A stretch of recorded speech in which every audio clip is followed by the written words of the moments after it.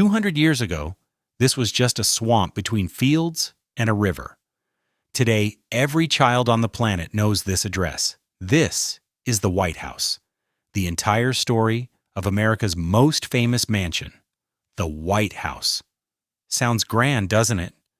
But behind the beautiful facade lies a very different story. This house was not built by presidents, but by stonemasons, enslaved people and immigrants whose names almost no one remembers. It survived fire when British soldiers burned it down to the brick. It watched Lincoln pace through sleepless nights during the Civil War. It heard secret calls during the Cuban Missile Crisis, when the world stood one step away from nuclear war. Here, kings and dictators were received. Here it was decided who would go to war and who would come home.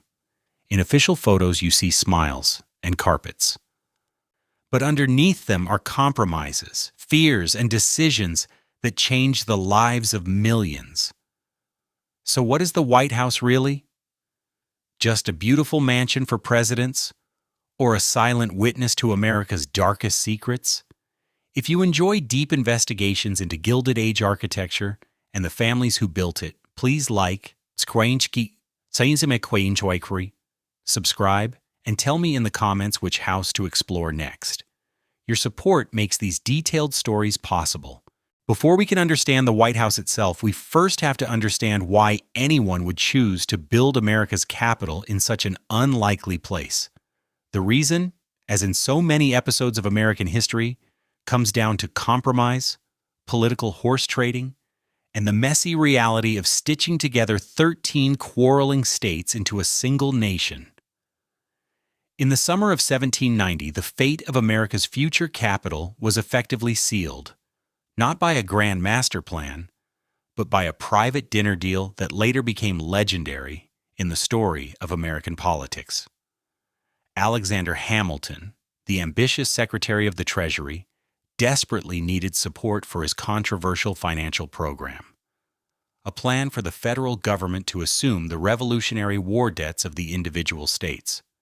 This proposal had become hopelessly deadlocked in Congress, with Southern representatives deeply suspicious of what they saw as a Northern grab for power and influence. Thomas Jefferson recently returned from France to serve as Secretary of State. He found himself in the role of unlikely broker. At a private dinner in his residence on Maiden Lane in New York City, Jefferson brought together Hamilton and James Madison, the influential congressman from Virginia.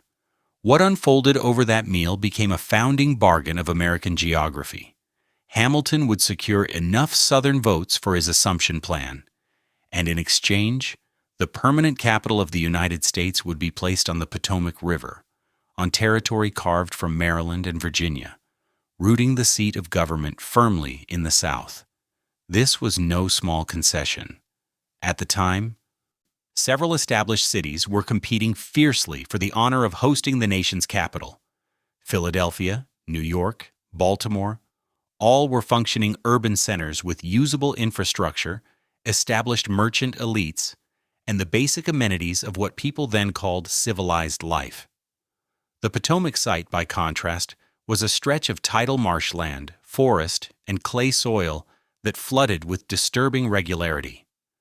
In modern terms, the location was wildly impractical, as if today someone decided to build a new capital, not in an existing metropolitan area, but in a humid, mosquito-ridden bottomland, hours away from anywhere of real consequence. Yet this very remoteness appealed to some factions. Southern planters, including George Washington himself, owned significant property in the region and stood to profit handsomely from the land speculation that would almost certainly follow. At the same time, a capital built from nothing could be imagined as a pure symbol of Republican virtue, untouched by the commercial corruption that supposedly clung to older cities. In the minds of its advocates, it could become an American Rome, a planned city of broad avenues and classical monuments, rising out of the wilderness and embodying the democratic ideals of the new republic. So on July 16, 1790, President Washington signed the Residence Act into law, designating a federal district of 10 miles square along the Potomac River as the permanent seat of government. The temporary capital would remain in Philadelphia for roughly a decade while the new city took shape. Washington himself received extraordinary authority to choose the exact location within the designated area and to oversee the planning and construction of the federal buildings. What followed was something halfway between urban planning and wilderness taming, between soaring architectural ambition and the brutal reality of mud, disease, and distance. The United States was about to try to build a capital city almost from scratch in a place that nature had never intended for such grand purposes. And the White House would stand at the center of that risky experiment. The question now facing President Washington was not just where to place a few buildings, but how to create a capital that looked and felt worthy of a nation which saw itself as heir to classical Republican virtue. For that task, he turned to a man whose sense of scale matched the challenge, Pierre-Charles L'Enfant, a French-born military engineer who had served with distinction during the Revolutionary War. L'Enfant arrived at the Potomac site in March of 1791. In that waterlogged, uneven landscape, he saw not limitation but possibility. Where others noticed mud, standing water, and clouds of mosquitoes, L'Enfant imagined sweeping boulevards and long, dramatic vistas. The plan he presented to Washington that summer was audacious. A city designed not for the fragile young republic that existed in that moment, but for the powerful empire he believed it might one day become. At the core of L'Enfant's vision was a grid of streets overlaid with bold diagonal avenues radiating from key points, creating grand perspectives like those in Versailles or Baroque Rome. He picked out two prominent hills in the landscape, Jenkins Hill and a rise roughly a mile and a half to the northwest, and marked them as the two great poles of Republican government. On Jenkins Hill would stand the Congress House, what we now call the Capitol, while the northwestern elevation would host the President's House. These two structures, L'Enfant insisted, should command clear views of one another across a broad public mall, a visual line that would symbolize the connection between the legislative and executive branches. In L'Enfant's mind, the President's House was meant to be truly palatial. He envisioned a residence about 5 times larger than the structure that was ultimately built, a sprawling complex suited to state ceremonies, public receptions, and the everyday business of a growing nation. Set high on its hill, it would function as a Republican palace, visible from the Potomac River and from the avenues converging upon it. Broad prospects would stretch out in several directions, allowing the chief magistrate, at least symbolically, to survey the city and the country entrusted to his temporary care. But inside that grand vision were the seeds of L'Enfant's undoing. He refused to compromise on key elements of his plan, clashed constantly with the commissioners appointed to oversee the city's development, and insisted on tearing down any existing structures that interfered with his avenues. Those disputes escalated until he ordered the demolition of a manor house belonging to Daniel Carroll, a nephew of one of the most powerful commissioners, without proper authorization. That act pushed tensions past the breaking point. By February of 1792, less than a year after he had presented his design, L'Enfant was dismissed from the project. Even so, the heart of his vision survived. The commissioners kept the essential layout of diagonal avenues and the siting of the major federal buildings, while trimming back some of L'Enfant's more extravagant ideas. The President's House, especially, had to be reimagined as something more restrained. Impressive enough to project dignity, but not so lavish as to suggest a royal palace. That core tension between Republican simplicity and national grandeur would shape every major decision about the building's design. At that point, the commissioners made a choice that would have lasting consequences for the mansion's character. They decided to hold a public competition for the design of the President's House. In March of 1792, an advertisement ran in newspapers across the states. inviting architects and builders to submit plans for a residence that could house the president, his family, and a suitable number of servants. The prize was set at $500, or a medal of equal value, a significant reward for the time even if it did not truly match the honor of designing the executive mansion of a new republic. The competition drew a curious mix of entries, from strictly practical schemes to almost fantastical visions, submitted by men whose names have mostly disappeared from the record, alongside one notable anonymous design later attributed to Thomas Jefferson himself. Out of that pile of drawings and dreams emerged a winning plan that would fix the architectural image of the American presidency for centuries, though not in a way any of the competitors, or even the commissioners, could fully imagine at the time. The designs that arrived through the spring and summer of 1792 revealed something fascinating about how Americans thought their president ought to live. Each plan was more than an architectural sketch.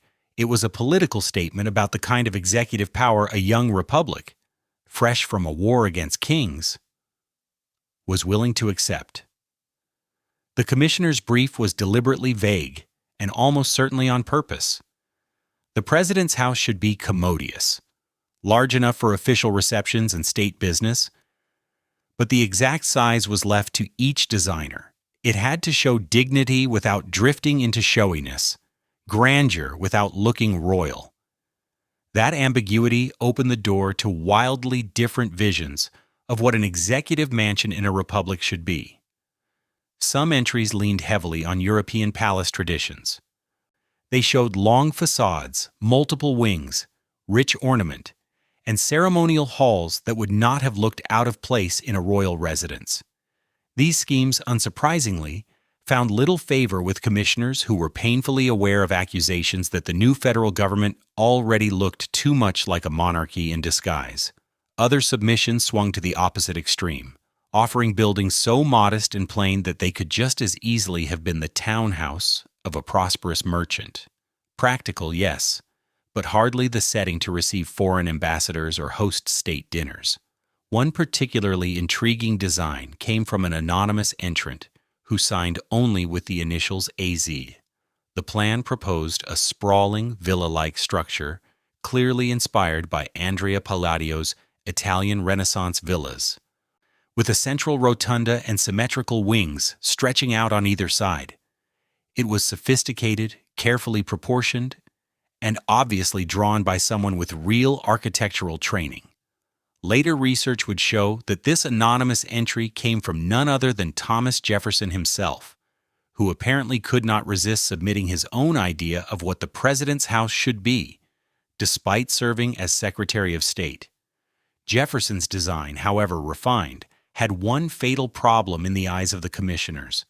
It felt too grand and too European, too close to the aristocratic houses he had admired in France. On top of that, they almost certainly guessed who had drawn it. Jefferson's love for Palladian forms was no secret. Accepting his design would look like favoring a powerful cabinet member. Rejecting it openly would create a political embarrassment. The simplest solution may have been the quiet one: set it aside and move on. Many of the other entries exposed the limits of architectural expertise in America at the time. The young republic had very few architects in the European sense of the word. Most builders had learned their trade by apprenticeship and hands-on work, not through formal study of classical rules and proportions. As a result, many submissions had a distinctly provincial character, structurally sound and practical, but missing the refinement and balance that might give the building real presence on the world stage. What the commissioners were really searching for, even if they struggled to say it clearly, was a design that could thread an almost impossibly narrow needle. The president's house had to be substantial enough to command respect from foreign powers used to dealing with kings and palaces, yet restrained enough to reassure American citizens that their president was still a fellow citizen, not a monarch in waiting. It needed to echo classical Republican models: Rome more than Versailles, while still working as a practical home for both official business and private family life. In short, the building had to embody the entire paradox of American executive power: strong but limited, dignified yet democratic, permanent but never dynastic. As summer slid into autumn in 1792, the commissioners went through the submissions with growing frustration. None of the designs quite matched the vision in their heads. Some captured pieces of it, but failed in other key ways. The deadline passed, and still there was no obvious winner. It began to look as though the competition might end in disappointment, forcing the commissioners either to extend the call for entries or to quietly abandon the idea and hire someone directly. It was at exactly this point of uncertainty that a new design arrived, from an unexpected direction, not from a celebrated architect in Philadelphia or New York, but from an Irish immigrant builder living and working in Charleston, South Carolina. His name was James Hoban, and his calm, balanced proposal would go on to define what the home of the American president looks like for more than 2 centuries. The man whose design would eventually define the most famous address in America began life about as far from presidential grandeur as possible. James Hoban was born sometime around 1755 in County Kilkenny, Ireland, in the rural townland of Callan. A landscape of tenant farmers, small cottages, and narrow paths for a young man with talent, but no powerful family name to lean on. Ireland in the mid-18th century offered little real chance to rise, especially for Catholics living under the harsh penal laws that limited their right to own property, practice many professions, or take part fully in public life. Yet Hoban had both ambition and skill. As a teenager, he apprenticed to a builder, learning the hands-on work of masonry and carpentry, alongside the more refined craft of architectural drawing. His ability soon drew the attention of patrons who helped him enter the Dublin Society's drawing school, where promising students studied architectural drawing, perspective, and the classical orders that formed the backbone of Georgian design. During these formative years in Dublin, Hoban encountered a building that would leave a deep mark on his imagination. Leinster House, the grand townhouse of the Duke of Leinster, completed in 1748 to designs by Richard Cassels, Leinster House showed Georgian architecture at its most controlled and elegant. A solid stone structure with precise symmetry, calm proportions, and restrained classical detail. It projected aristocratic authority, but also a kind of cool Republican seriousness, avoiding the heavy decoration of Baroque palaces while still commanding attention. For Hoban, who was studying and likely working on buildings in this tradition, Leinster House seemed like a perfect model, architecture that spoke of permanence and dignity without tipping into royal display. After the American Revolution, a wave of emigrants left Ireland for the new United States, and skilled craftsmen found particular demand. Hoban crossed the Atlantic sometime in the mid-1780s. He settled first in Philadelphia and then moved south to Charleston, South Carolina, where a thriving port economy was driving a building boom and steady commissions.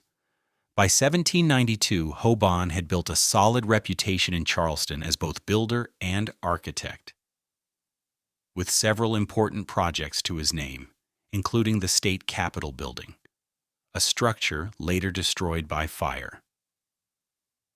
When word of the competition for the president's house reached Charleston, Hoban recognized a chance that might never come again.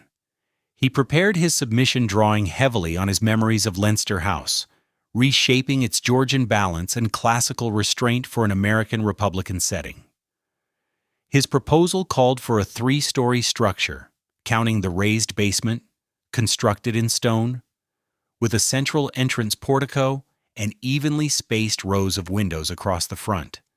The plan was essentially a refined rectangle, large state rooms on the principal floor, family quarters above, service spaces below, practical, dignified, and clearly rooted in the Irish-Georgian tradition he had absorbed in Dublin. Crucially, Hoban understood something many competitors misjudged: scale. His building was large but not overwhelming, stately enough for receptions and diplomatic events, yet compact enough to function as a real home. Where L'Enfant had imagined a residence roughly 5 times larger, and Jefferson had envisioned an elaborate villa, Hoban offered a structure that could plausibly be built within a realistic budget and timeline, while still giving the office of the president visible weight. Hoban's design also carried a subtle advantage that might be called studied neutrality. It avoided dramatic stylistic gestures that could be read as political statements. The Georgian language, already familiar in America from colonial public buildings and houses, felt established rather than experimental, classical rather than fashionable, stable rather than showy. In a moment of sharp political division, that kind of architectural diplomacy may have been exactly what the commissioners wanted, even if they never put it into words. When the commissioners met in July of 1792 to evaluate the final entries, Hoban's plan stood out not because it broke new ground, but because it combined competence, clarity, and the right level of ambition. President Washington, who took part in the final choice, reportedly appreciated both the practicality and the dignity of the design.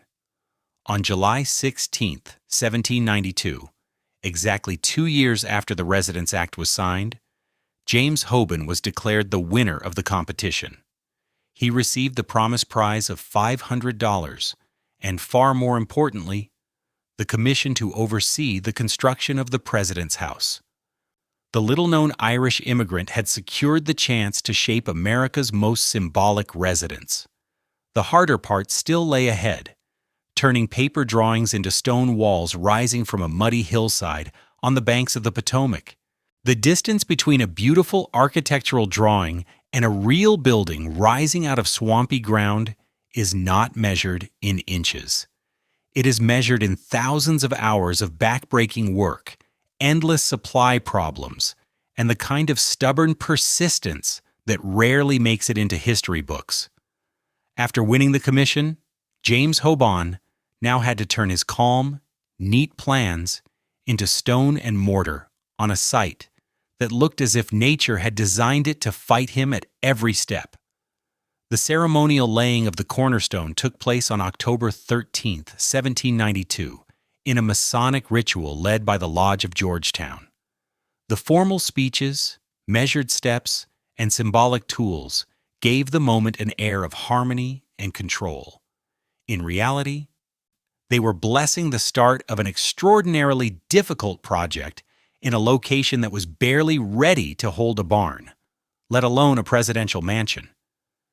The chosen site for the president's house sat on a modest rise, not the dramatic hilltop L'Enfant had once imagined, but high enough to offer some drainage and a clear view. That slight elevation would prove crucial because the surrounding ground stayed stubbornly wet and unstable. Before a single foundation stone could be laid, the land had to be tamed. The area was thickly wooded, and crews spent weeks cutting down trees, pulling stumps, and hacking away undergrowth. Then came grading and leveling the ground, an exhausting process made worse by clay-heavy soil that turned into sticky mud whenever it rained. Workers dug drainage ditches to pull water away from the future basement. But these channels constantly needed clearing and repair, as the Potomac's seasonal floods tested every makeshift solution. For much of that first year, more shovels than chisels were at work. The site had to be bullied into becoming something that looked even roughly like a place where a foundation could safely sit. The workforce that gathered on this muddy rise reflected the mixed, unequal world of early American labor. Hoban brought several skilled craftsmen from Charleston, many of them Irish and Scottish stonemasons, who knew how to handle the local Aquia Creek sandstone chosen for the exterior. Their expertise earned relatively high wages for the time, often $1 or more a day, a respectable rate in the 1790s. Working alongside them were local laborers, men drawn by the promise of steady pay and the rare chance to say they were helping build something the entire country was watching.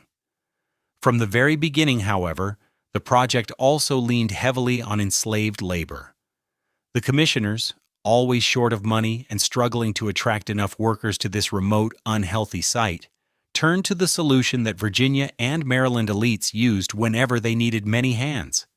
They hired enslaved men from nearby plantations. These workers were rented out by the year or the season.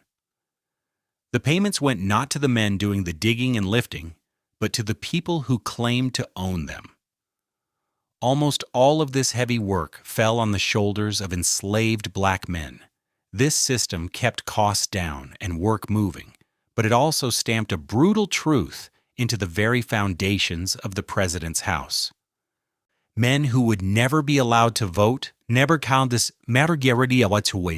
never legally own land, and never enjoy the rights the new republic claimed to cherish, were building the home from which laws and policies about their bondage would be signed.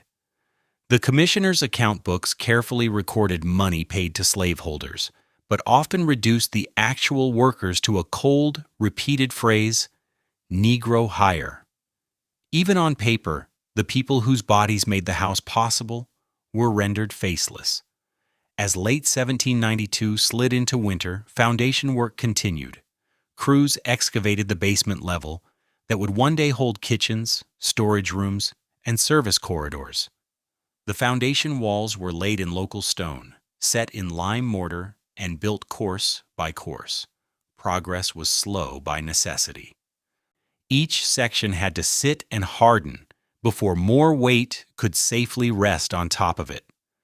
Winter brought its own set of problems: freezing temperatures that could crack fresh mortar, short daylight hours, and the simple difficulty of keeping men working outside when cold, wind, and mud turned every day into a test of endurance. By the spring of 1793, after more than 6 months of clearing, digging, draining, and laying hidden stone, the site finally reached a crucial turning point. The outline of the basement was in place, the foundations were secure, and the hill above the Potomac was ready for something the eye could at last see. The stage was set for the most demanding and visible phase of the project, raising the heavy stone walls that would give the president's house its shape and its silhouette on the American horizon for centuries to come.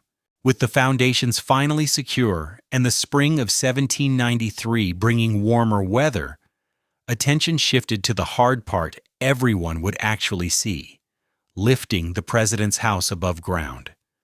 This was the moment when Hoban's careful lines on paper had to turn into solid walls, and it demanded a mix of precise craftsmanship and raw physical effort that pushed every worker on the site. The main building material, Aquia Creek sandstone, came from quarries in Stafford County, Virginia, roughly 40 miles south of the future capital. The choice was practical. The stone was relatively soft, so masons could cut and shape it more easily than harder granites. It existed in large enough quantities for a project of this size. Most importantly, it could travel by water. The quarries lay close to navigable inlets, so massive blocks could be loaded onto barges and floated up the Potomac toward the construction site. Without this river route, without the canal de Trassen, without the swiver, the rough dirt roads of the era would never have survived the weight and volume of stone needed for a building of such ambition. Each block's journey from raw rock face to finished wall passed through many hands in several dangerous stages. At the quarries, workers, again a mix of free laborers and enslaved men hired from nearby plantations, used hammers, wedges, and iron bars to split the stone along its natural grain, breaking loose rough blocks that could weigh several hundred pounds or more. These pieces were then maneuvered onto barges using wooden cranes, levers, and a lot of shouting, with every lift carrying the risk of a rope snapping or a block shifting and crushing whoever stood too close. The barge trip upriver could take several days, depending on wind, current, and tide. By the time the blocks reached the wharves at Georgetown, many had chipped edges or hairline cracks. Before the stone could become part of a presidential wall, it needed more work: trimming, squaring, and sometimes cutting away damaged sections altogether. All of that meant more labor, more time, and more risk of waste if a weakened block finally failed on the scaffolding. Once a block arrived at the building site, its real transformation began. Skilled stonemasons, many of them Irish and Scottish craftsmen trained in Georgian traditions, took over. With hammers, chisels, and years of experience behind each swing, they turned those rough pieces into ashlar, the clean, rectangular stones that give the president's house its calm, ordered look. A single block might take hours of steady work, knocking off excess, sharpening corners, checking with a straightage, and refining the visible face until it matched the measured lines in Hoban's drawings. There was little room for error. A stone cut too short or too thin could not be patched. It had to be discarded, taking with it all the work already invested. At the same time, other crews handled the invisible ingredient that would bind the whole structure together: lime mortar. Producing it was a demanding process of its own. Workers burned limestone in kilns at intense heat for days, then carefully slaked the quicklime with water, turning it into a usable paste. The mix had to be right. Too much lime and the mortar would shrink and crack as it dried. Too little and it would never gain the strength needed to hold up heavy stone walls. Skilled masons blended the slaked lime with sand and water just before use, knowing the mixture would start to set within hours and could not be stored for another day. Building the walls was slow, deliberate work. Rows of finished ashlar were laid course by course, each horizontal layer needing to sit perfectly level before another could be added on top. Masons relied on plumb lines and spirit levels to keep both vertical and horizontal lines true, fully aware that even small errors at the lower levels would multiply as the structure rose, threatening the building's stability. Around them, wooden scaffolding crept upward with the walls, tied together with rope and constantly adjusted. Workers pulled stones up ramps or lifted them using block and tackle, guiding each piece into position with shouted instructions and calloused hands. The work did not stop for weather, so much as bend under it. Summers on the Potomac brought thick heat, insects, and glare bouncing off pale stone. Winters brought freezing winds that stung fingers numb and threatened to damage fresh mortar if temperatures dropped too quickly. Progress depended on more than weather, though. Funding delays slowed the purchase of materials. Shortages of skilled labor forced constant reshuffling of tasks. By modern standards, the pace was painfully slow. Weeks of effort might raise the wall only a few feet. Yet step by step, the structure emerged. Gradually, the building's Georgian proportions began to appear against the sky. The south took shape first, with regular openings left for windows and a central section reserved for the future portico.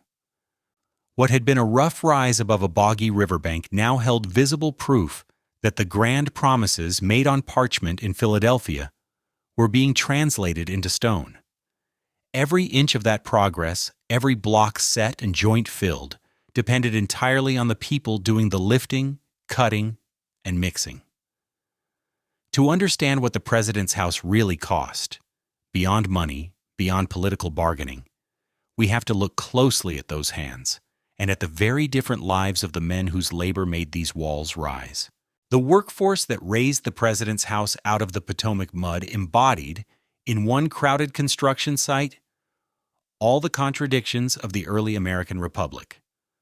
On any given day in the 1790s, you would see a clear hierarchy of labor: highly paid master craftsmen, journeymen trying to climb the ladder, and enslaved men whose wages went straight into someone else's pocket. All working together to build a house meant to stand for democratic government. At the top stood the European-trained master craftsmen, especially the stonemasons and carpenters whose knowledge simply could not be replaced. Many had come from Ireland, Scotland, and England, drawn by the promise of higher pay and more opportunity than they could hope for at home. James Hoban kept close ties to the Irish building community and recruited heavily from Charleston and other port cities where Irish workers had settled. These masters earned substantial wages, often between $1 and $2 a day, plus room and board, and their names appear again and again in the commissioners' account books. Colin Williamson, the Scottish stonemason who oversaw much of the exterior; Philip Hart and John Sheehan, Irish carpenters responsible for shaping the building's interior woodwork. Below them worked journeymen and apprentices, men still learning the trade or not yet established enough to demand the highest rates. They might earn 50 to 75 cents a day.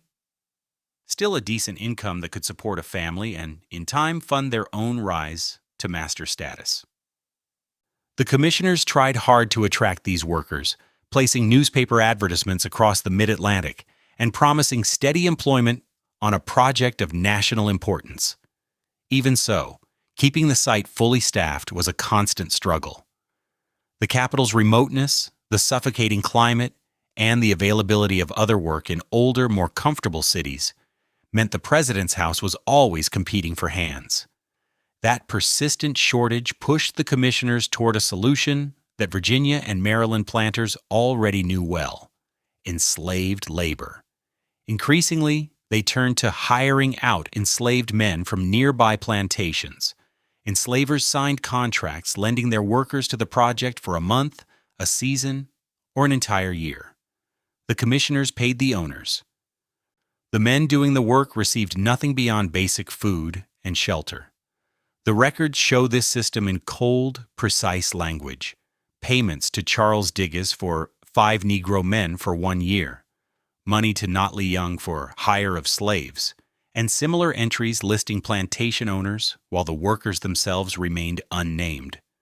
These enslaved men carried much of the heaviest, dirtiest, and most dangerous burden on the site. They quarried and hauled stone, mixed mortar, dragged materials up scaffolding, dug drainage ditches, and cleared trees and stumps. Some brought real skill. Documents mention enslaved carpenters, bricklayers, and even stonemasons. Yet even when their expertise matched that of free workers, they were typically rated at lower pay, with every cent still going to their enslavers. A man hauling stone blocks in the Washington summer, wearing thin clothing and poor shoes, living on rations calculated for low cost rather than health, faced conditions that would test even modern construction crews with better tools and safety gear. Working side by side did not erase the social line between free and enslaved workers. It made that line sharper. Some free laborers resented the presence of enslaved men on the site, arguing that slave competition drove down their own wages and made it harder to negotiate better terms. Enslavers, meanwhile, treated their workers as property, even in this public setting, complaining loudly when men were injured or sick and demanding compensation for damaged labor. The commissioners had to juggle all of this, mediating disputes, responding to owners' complaints, and trying to keep enough workers on the job as people fell ill, ran away, or simply refused to continue under such harsh conditions. Despite the government's reputation for detailed paperwork, enslaved workers were often all but erased in the official records. Free workers appeared by full name and trade, paid to John Davis for mason work. Enslaved men appeared as categories: Negro hire, slave labor, or at best a single first name attached to an enslaver's account. Years of back-breaking work on the president's house might be summed up in a single bland line item. Their bodies helped turn Hoban's drawings into stone walls, yet the bureaucracy reduced them to anonymous units of cost. It would take many generations before historians began the slow, careful work of pulling these figures out of the shadows, tracking down scattered references, cross-checking ledgers and letters, and recovering at least some of the names and stories of the men who built America's most famous house, while being denied the basic freedoms that house was supposed to represent. By the autumn of 1800, The president's house was still frustratingly unfinished, yet events left no choice. It had to take in its first residents. The 10-year deal that allowed Philadelphia to serve as the temporary capital had expired, and the federal government was obligated to move to the new city on the Potomac, ready or not. President John Adams, nearing the end of his bitterly contested single term, found himself in the strange position of moving into a residence that was, in many ways, still a construction site. The house that awaited the Adams family only partly matched Hoban's vision. The exterior walls were up, the Aquia Creek sandstone giving the building a commanding presence on its low hill. The roof was in place, finally keeping out the rain. Inside, though, things were rough. Only 6 rooms had been plastered and made even marginally livable. Staircases stood unfinished. The planned grand entrance on the north front had no portico, so visitors climbed temporary wooden steps instead. Outside, the grounds were a mess of timber stacks, clay heaps, broken stone, and workers' shacks, more a work yard than a setting for presidential receptions. Even so, Adams left Philadelphia in early November, bumping along the rough roads south while wagons carried his furniture and official papers. He arrived at the president's house on November 1, 1800, becoming the first chief executive to sleep under its new roof. His wife Abigail stayed behind for several weeks to manage family affairs in Massachusetts. On his first night in the building, Adams wrote to her with a mix of hope and unease, adding the line that would later be carved into myth: "I pray heaven to bestow the best of blessings on this house, and all that shall hereafter inhabit it.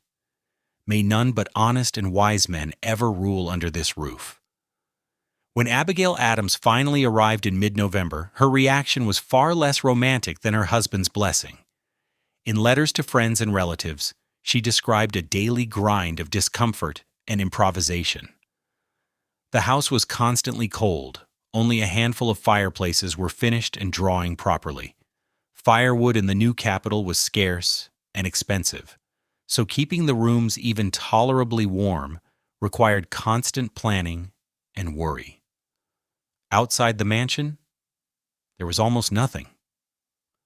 Washington City was little more than scattered buildings in muddy clearings.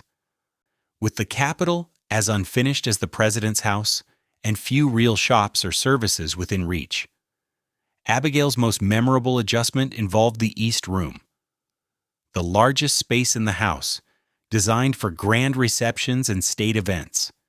In reality, with bare walls and rough flooring, it was useless for anything formal, so she turned it into a giant laundry. The room's size and ventilation made it perfect for hanging clothes, and soon the space meant to host dignitaries was filled with damp linens and shirts strung on makeshift lines. The image is hard to forget: the first family's undergarments and bed sheets swaying in the draft, where the young republic had imagined elegant assemblies and glittering ceremonies.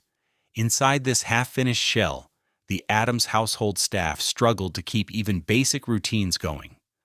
Servants hauled water by hand from nearby springs because the house had no plumbing of any kind. Cooking happened in the basement kitchen over open fires, with hot dishes then carried up narrow stairways to the family's rooms. With so few finished spaces, official entertaining took place in cramped, awkward settings that fell far short of what a head of state needed to receive foreign diplomats or host congressional leaders. In many respects, the Adams administration in the new capital played out inside a kind of polite chaos, the machinery of government squeezed into the realities of a building site. Fortunately for the family, this uncomfortable chapter did not last long. Adams lost the fiercely fought election of 1800 to Thomas Jefferson, his former ally turned sharp political enemy. The defeat meant he would live in the unfinished president's house for only about 4 months, from November of 1800 to March of 1801. Wounded by the loss, Adams reportedly left Washington before dawn on Inauguration Day, heading back to Massachusetts and pointedly avoiding Jefferson's swearing in. The job of turning the president's house from a barely habitable shell into something closer to its intended dignity would fall not to Adams, but to the man who had once slipped an anonymous design into the original competition, Thomas Jefferson. His refined architectural taste and his deep personal contradictions would leave a lasting mark on the building itself and on the moral compromises woven into its completion. Thomas Jefferson took office in March of 1801 with strong views about architecture, Republican symbolism, and how a president ought to live. Where John Adams had simply put up with an unfinished house, Jefferson saw a chance to reshape it, to bend the building toward his own ideas. But his years in the president's house would also expose, more clearly than almost any other presidency, how far American ideals stood from American realities. Jefferson had opinions about the president's house long before he carried its keys. In the design competition years earlier, he had quietly submitted his own anonymous proposal, a modest villa in the Palladian style he loved. Now, as president, he found himself living not in that villa, but in James Hoban's solid Georgian mansion, which he privately considered a little dull. Still, Jefferson was nothing if not practical. Instead of tearing down what existed, he focused on strategic changes, places where he could leave a clear mark without ripping the building apart. His most important structural additions were the east and west terraces, low colonnaded wings stretching from either side of the main block. On paper, they were simple. In practice, they solved several problems at once. The terraces hid stables, storage rooms, and work areas behind elegant rows of columns. They gave the house the classical touches Jefferson thought a Republican building needed, and they linked the main residence to its service buildings without scattering separate outbuildings across the grounds. In Jefferson's mind, these wings were proof that beauty and practicality did not need to fight each other. Inside, Jefferson turned his attention to rooms that, under Adams, had been barely usable. He oversaw the purchase and placement of furnishings, often choosing pieces in the French style he had admired as minister to France. The East Room. The giant space Abigail Adams had used for laundry stayed unfinished through his entire presidency. Jefferson had little interest in huge ceremonial gatherings. He preferred smaller, more controlled settings. Instead of rushing to complete a grand ballroom, he invested in the spaces where he actually lived and worked: a well-stocked library, writing rooms for letters and scientific instruments, and dining rooms suited to the intimate dinners that became his favorite way to conduct politics. Jefferson treated the land around the house with the same care. A passionate gardener and farmer, he oversaw the planting of trees and the layout of gardens. He imagined the president's house grounds as something between a working farm and a gentleman's estate, not a showpiece of pure ornament, but a place where productivity itself would signal Republican virtue. Vegetable plots appeared. Experimental crops took root. Slowly, the muddy construction site began to look more like a managed landscape. Beneath this cultivated surface, however, lay a reality Jefferson could never fully explain away. The work of finishing and refining the president's house still rested heavily on enslaved labor. Jefferson brought enslaved people from Monticello to serve in the mansion as cooks, servants, and laborers. They maintained his household in Washington while the law still counted them as his property. The contradiction was staggering.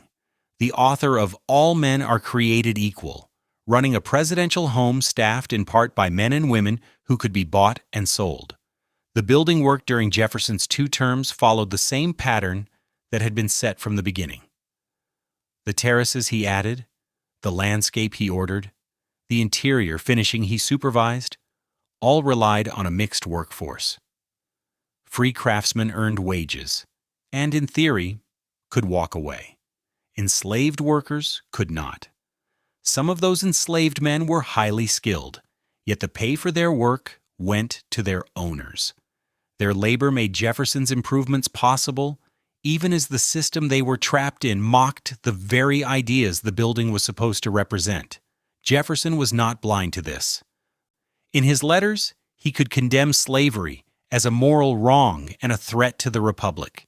In his daily life, he continued to depend on it, expanding his own holdings even as he wrote of its dangers. That tension, clear in his words, harsher in his actions, took physical form in the president's house. Here was a structure meant to embody equality before the law, maintained by a hierarchy so unequal that some of the people who worked there did not legally own their own bodies. The terraces, gardens, and carefully arranged interiors Jefferson added would outlast his time in office, shaping how later presidents experienced the building.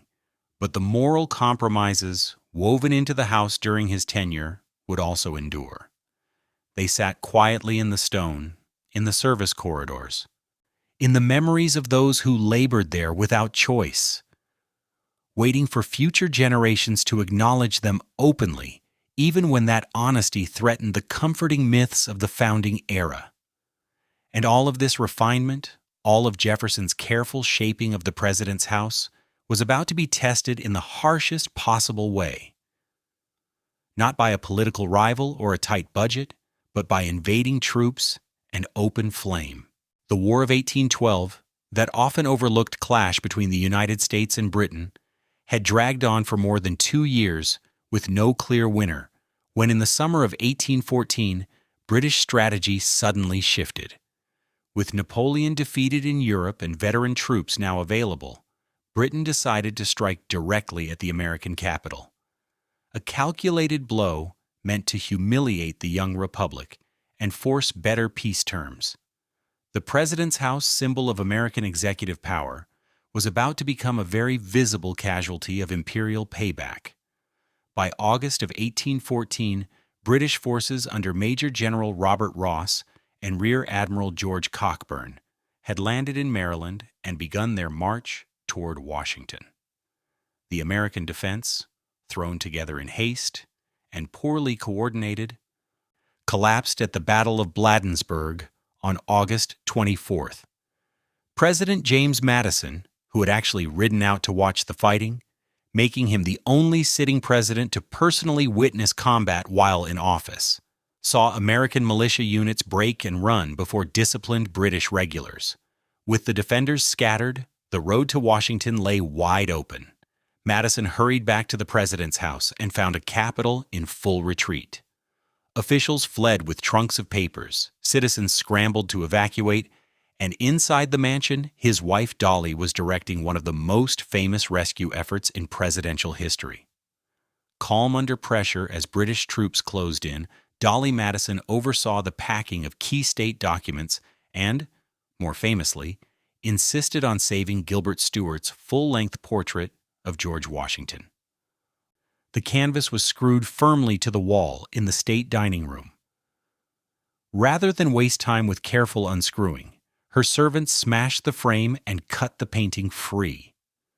That single act of cultural triage, carried out as an invading army approached, fixed Dolly Madison's place in American memory. Even though it was only one moment in a day full of disasters.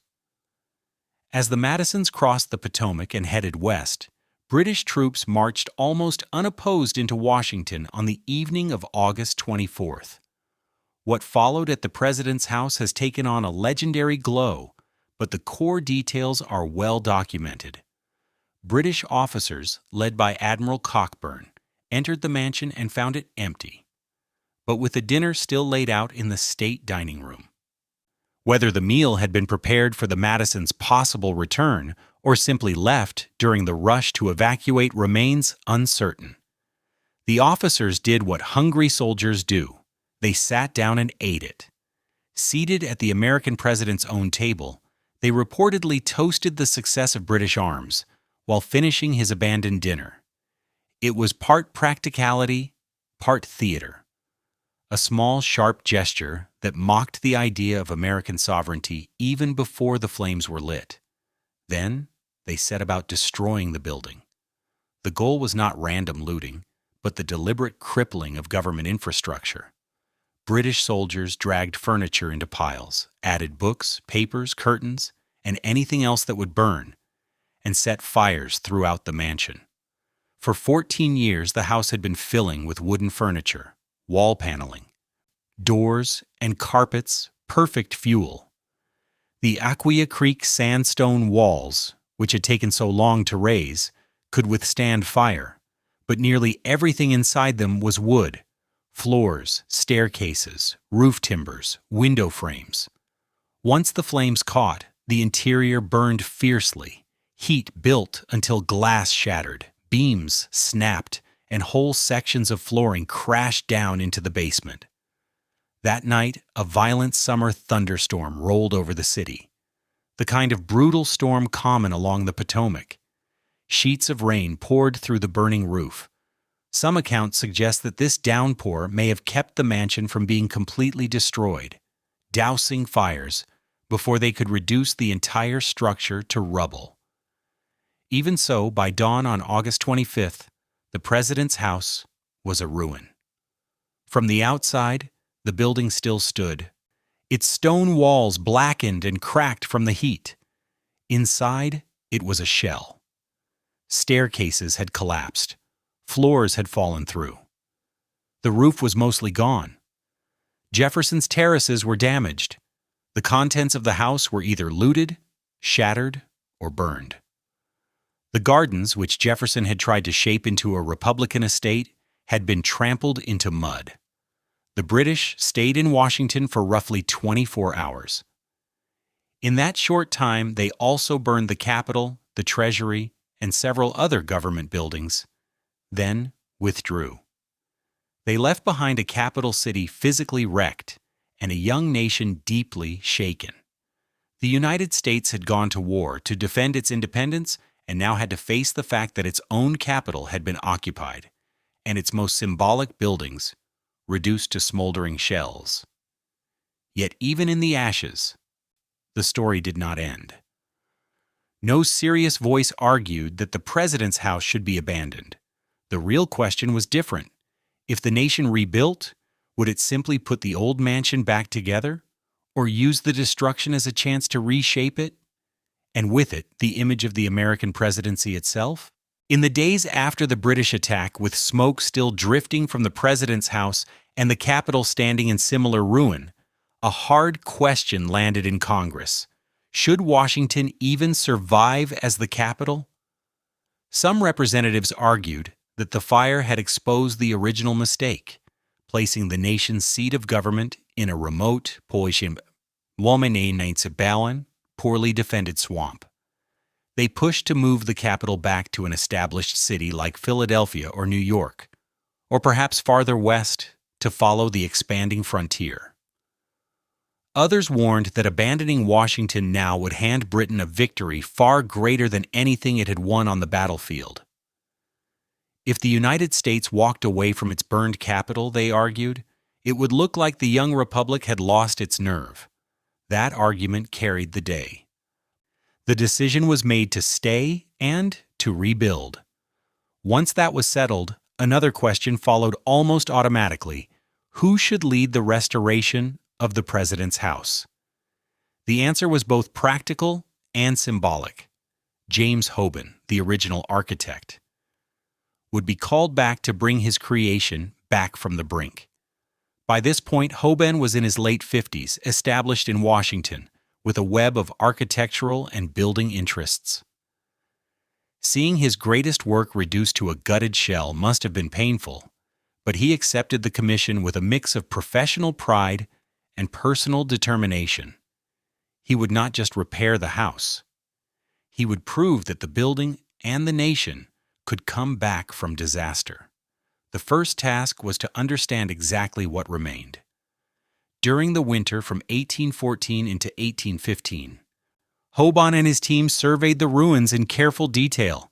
The exterior sandstone walls, though smoke-stained and weakened in spots, were still sound, proof that the original masonry had been done well.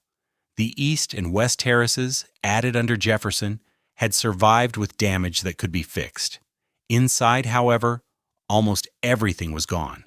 The floors, staircases, roof timbers, interior partitions, window frames, doors. All the wood that made the stone shell into a home had burned. What lay ahead was not simple repair work. It was full interior reconstruction, almost as demanding as building the place from scratch. Congress appropriated funds for the job, at first not enough, then supplemented as costs became clearer. And construction began in earnest in the spring of 1815. The workforce looked very familiar. Irish and Scottish stonemasons returned to handle the masonry. American carpenters took on the new framing and finish work. Enslaved laborers, once again hired from nearby Maryland and Virginia plantations, provided much of the heavy lifting and rough work. Some of the craftsmen who had worked on the original building came back, now 20 years older, but carrying invaluable memory of how the house had first been put together. In an era before copies of blueprints were easily made and stored, that lived knowledge often filled in the gaps where drawings and specifications had been lost or damaged. One of the most important choices of the reconstruction concerned the exterior stone. The fire had left the Aquia Creek sandstone discolored and more porous. Smoke stains marked the walls. The intense heat had pitted and roughened the surface. Some stones had cracked and had to be replaced, but tearing down and rebuilding the entire exterior was neither necessary nor affordable. Hoban proposed a different solution: coat the whole exterior in white paint. This was not just cosmetic. A thick layer of lead-based white paint would seal the stone, slow weathering, and give the walls a consistent, clean surface that hid the worst fire scars. At the same time, it changed how the house looked from a distance. Instead of pale, mottled sandstone, the building now appeared as a bright, uniform block of white. That decision quietly locked in the mansion's future identity. Even before the burning, some people had occasionally referred to the building as the White House, likely because of the naturally light color of the stone. But after Hoban's reconstruction, with the exterior deliberately painted, the nickname became unavoidable. The bright white facade stood out starkly against the still, thin cityscape of Washington and could be seen from far across the open fields. The title White House would not become the official name until President Theodore Roosevelt made it formal in 1901. But from 1817 onward, the visual cue was impossible to miss. Rebuilding the inside gave Hoban a rare second chance. 2 decades of actual use had revealed what worked well and what did not. He took the opportunity to adjust staircases for better traffic flow, tweak room proportions, and fold in newer conveniences available by 1815. More efficient heating systems, improved window designs, and better interior finishes. Yet he did not turn the house into a different building. The proportions, the basic layout, and the overall Georgian character stayed faithful to his original vision. Anyone who had seen the mansion before the fire would still recognize it after the work was done. Driven by wounded national pride and a desire to show resilience to the world, the reconstruction moved at a pace that would have surprised those who remembered the slow rise of the original walls. By the autumn of 1817, the president's house was ready once again to be lived in. President James Monroe and his family moved in that November, almost exactly 17 years after John Adams had first taken up residence. Monroe walked into a house that, in many ways, was better than the one Adams had found. The interiors were more refined, the circulation made more sense, and the white exterior pulled the composition together with a clarity it had never quite had before. The building now told a very particular story. The Republic might be attacked, even burned, but it would not vanish. It would rebuild, and it would do so in a way the whole world could see. The president's house had survived its trial by fire. But as the 19th century unfolded, new pressures, technological change, Expanding government, shifting social expectations, and the simple wear of time would test the building again and again, turning a once new mansion into an aging national symbol in constant need of care. In the decades after Hoban's reconstruction, the president's house slowly shifted from a relatively plain executive mansion into something much closer to the building we recognize today. The changes were not just about style. They reflected a growing nation, an expanding presidency, and the arrival of new technologies that quietly rewired how the house actually worked, even as its white classical shell continued to suggest timeless stability. The most important architectural additions came in the early 19th century during the 1820s and early 1830s, when Hoban, still acting as the building's architect and caretaker, finally realized parts of his original 1792 scheme. Chief among them were the north and south porticos. The south portico came first, completed in 1824. It created the now iconic curved colonnade on the garden side, an elegant semicircle supported by tall Ionic columns. The structure offered practical shelter for the ceremonial entrance and, just as importantly, gave the mansion a powerful, stage-like facade looking out over the grounds. That graceful curve, which would one day anchor countless photographs and newsreels, was originally just Hoban's deferred idea finally brought to life. The north portico followed in 1829, though with a different character. Instead of a sweeping curve, it took the form of a rectangular porte cochere, more straightforward and utilitarian. This made sense. The north side faced the city and served as the main arrival point for most visitors, so the emphasis there was on function as much as appearance.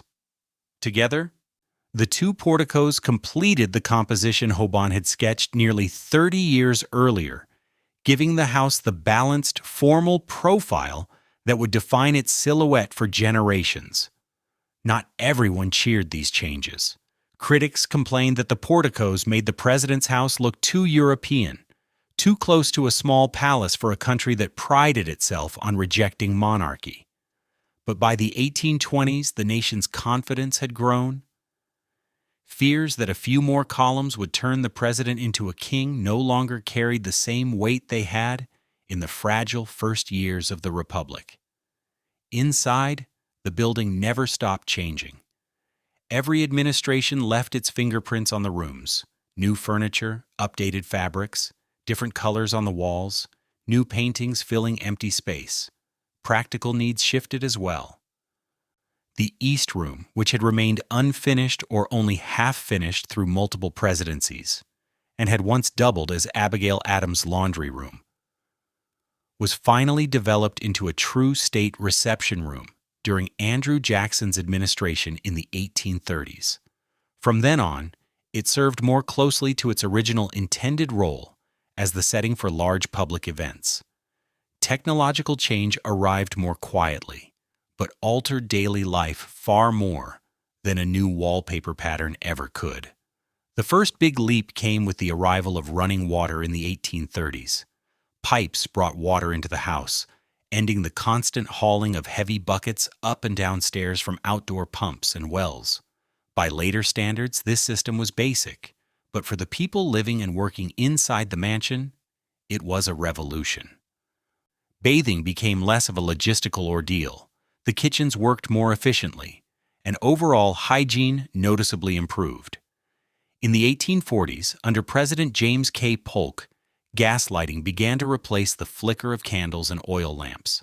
Gas lines were threaded through the house, and new fixtures appeared in major rooms, their glass shades and warm glow transforming evening life inside the mansion. For years, though, gas and older lighting methods coexisted. Gas was expensive, and not every space justified the cost, so many rooms still relied on traditional lamps. For nearly 4 decades, the soft hiss and golden light of gas defined the atmosphere of White House nights. The next leap came at the end of the century. In 1891, during Benjamin Harrison's administration, electric lighting was installed throughout the building.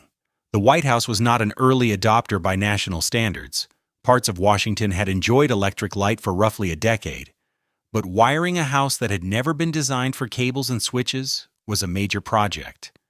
Electric lines had to be run through thick masonry and old framing, fixtures chosen and installed, and the new system made to function alongside the existing gas network because no one fully trusted electricity yet. The Harrison family themselves reportedly viewed the technology with real suspicion.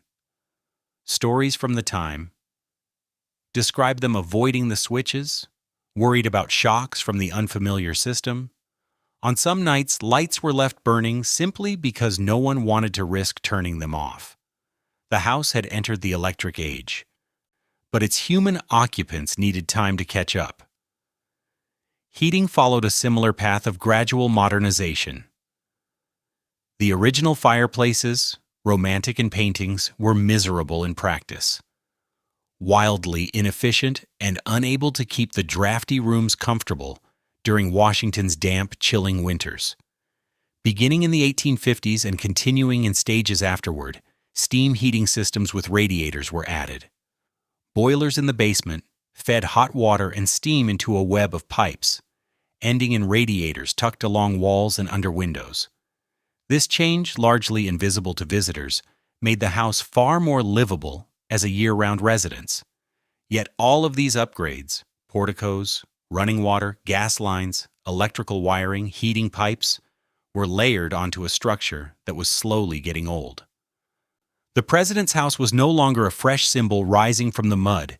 It was becoming an aging building with growing pains, asked to support more people, more technology, and more expectations than its original designers could ever have imagined.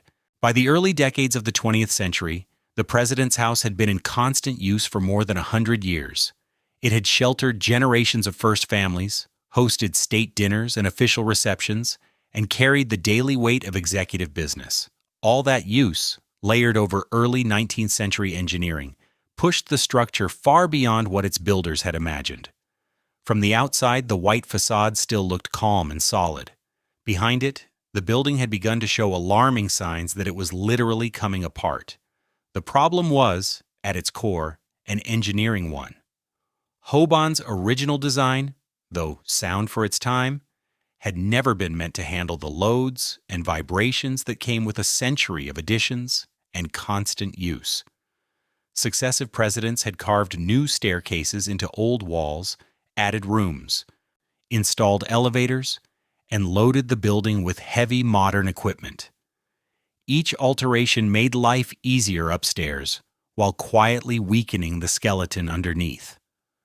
By the 20th century, many of the wooden floor joists and beams, some dating back to the 18-teens reconstruction, were in serious trouble. Plaster ceilings sagged in unsettling curves, floors flexed and bounced underfoot. During concerts in the East Room, guests could feel the floor tremble, and chandeliers visibly swayed with the music. The house still hosted glamorous events, but structurally it was more tired boarding house than indestructible monument. Theodore Roosevelt, during his presidency from 1901 to 1909, launched the first major 20th century overhaul. His focus, though, was on function and layout rather than deep structural repair. He created the West Wing to pull official offices away from the family's living quarters, reorganizing how the building was used. That move relieved some day-to-day pressure on the main house, but it did not fix the underlying weakness in the old beams and joists. Later presidents grumbled about the condition of the building, but a true gut renovation seemed impossible. Where would a sitting president live? How could the government run if the executive mansion was stripped down to bare walls? The White House had become too central to the ritual of American politics to shut it down easily. So problems were acknowledged, reports were filed, and then set aside as the building quietly grew weaker. The breaking point came under Harry Truman. In 1948, engineers doing what was supposed to be a routine inspection made a frightening discovery. The interior was dangerously close to collapse. The warning sign was almost darkly comic. The leg of Margaret Truman's piano punched straight through the floor of her sitting room, When structural experts took a closer look, they found that many beams were no longer truly holding up the floors. In some places, plaster, paint, and habit were doing more to keep things in place than actual structural wood. It became clear that the White House had been flirting with disaster for years. Truman responded in his usual direct style. He approved a complete gutting and reconstruction of the interior. This was not a simple remodel.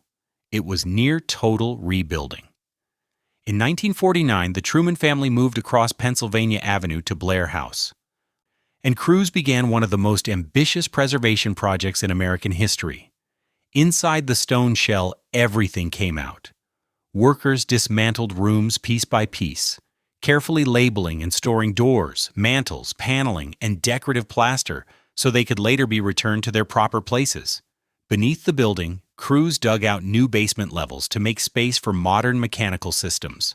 Within the original exterior walls, engineers erected a full steel frame, effectively constructing a new, modern building inside a historic stone box.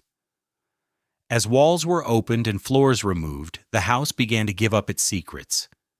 Hidden on old beams were carvings and signatures left by the craftsmen who had worked on the original construction and on Hoban's post-fire rebuild. Names, dates, brief scratched messages. Many of these men had vanished from the written record. Their marks in the wood were the only proof that they had ever set foot on the site. Archaeologists and workers in the sub-basement areas uncovered artifacts from the mansion's earlier life, fragments of broken pottery, discarded tools, scraps of the original building materials. Each find added another tiny piece to the puzzle of how the president's house had actually been built and lived in across more than a century.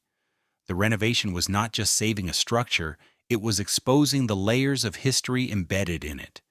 The reconstruction took nearly 4 years and cost more than $5 million, a staggering sum for the time.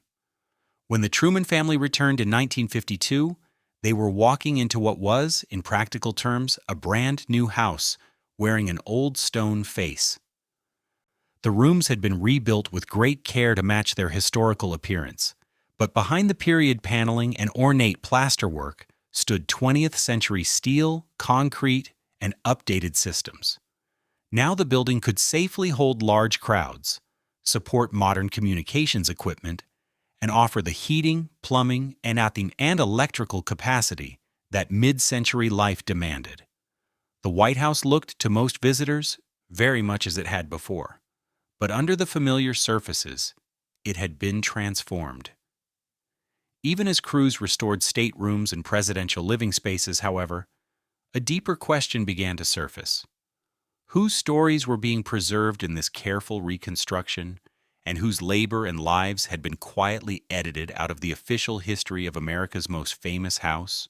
For nearly 2 centuries after its construction, the official story of the White House focused almost entirely on presidents, architects, and a handful of prominent free craftsmen. The enslaved men who helped build and run the house were, at best, background figures, and at worst, erased completely. That silence was not an accident. It reflected a deliberate way of remembering American history that looked away from the most uncomfortable truths, hiding inside its proudest symbols.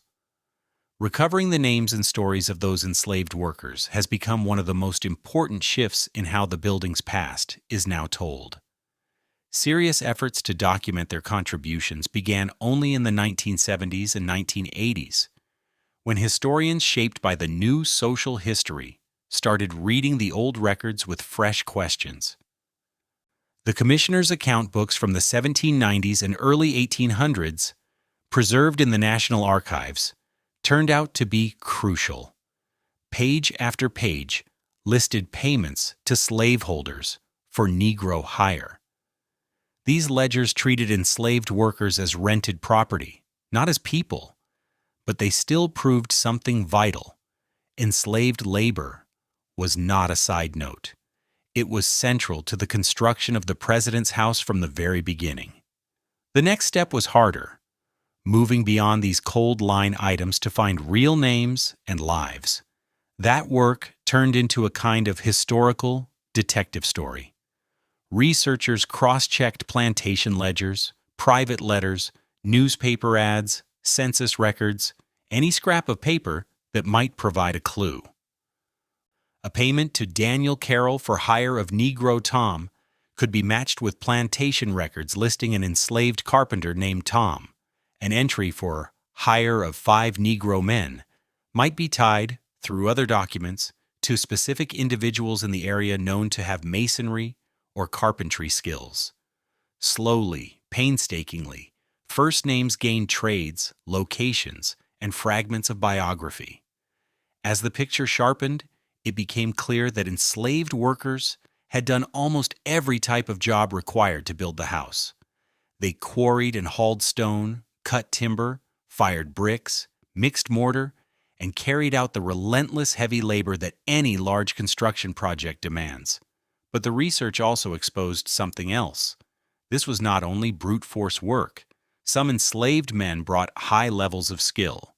There were enslaved carpenters, bricklayers, and stonemasons whose craftsmanship matched that of free artisans.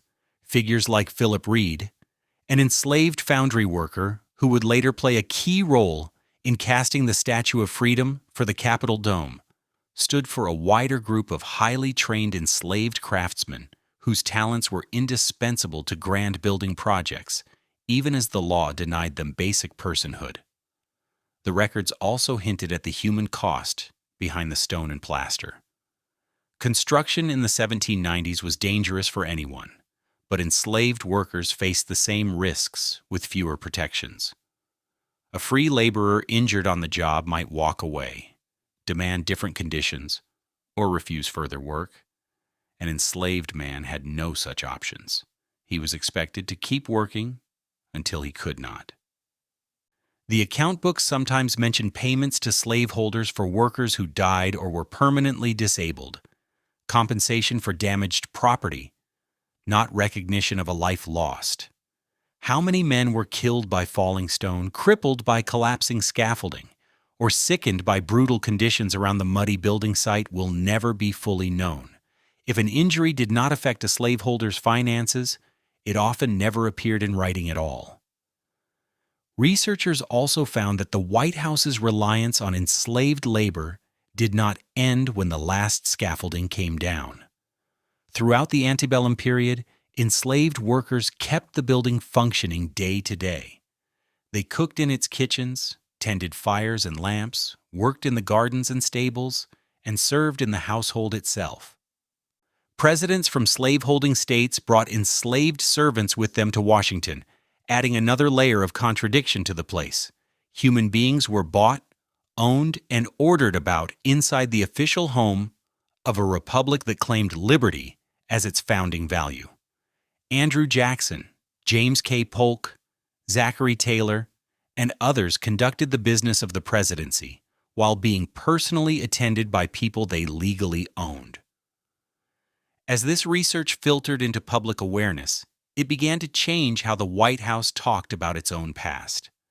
In 2016, after years of work by historians, descendants, and civil rights advocates, Michelle Obama famously reminded the country that the White House had been built by slaves. For some, hearing that truth spoken aloud from the East Room podium was jarring, even controversial. But it matched what the archives had been saying for decades. In the years that followed, official tours more directly acknowledged enslaved workers' roles. Exhibits and publications started to include their stories alongside those of presidents and first ladies.